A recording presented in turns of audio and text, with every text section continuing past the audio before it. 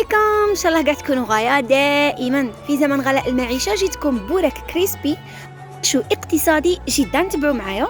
هنا عندي قابسة طاطون، شويه زيتون كحل وخضر، شويه معدنوس وشويه تاع فرماج، حبه بيض مغليه، وعندي حبه تاع بطاطا متوسطه وتغليتها في الماء واللحم والفلفل كحل، وملعقه كبيره تاع الزبده. دونك درت لها ملعقه كبيره تاع الزبده، وغادي نزيد لها هذاك الطون مع المعدنوس مع الفرماج وهذاك البيض. تري بيان. الان غادي نخلطوا هاد المقادير مع البطاطا بصح بلا ما نرمسو، يعني باش نحسوا بهم كي نجيو ناكلوهم.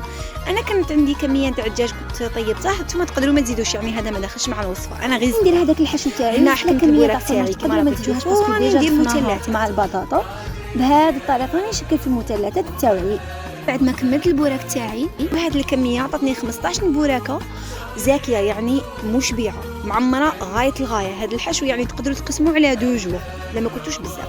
من بعد هنا حكمت حبه بيض ودرت لها شويه تاع ملح، وراني نفوته في البيض عاود لا شابلور. وهنا غادي نقليه على نار تكون حاميه، ويعني الزيت تكون حاميه عفوا، هو الشكل ونار تكون قويه باش هكا ما يشوفش. يشوفوا غير جربوا، خاصه لعشاق الطونه. بصحتكم سلامه.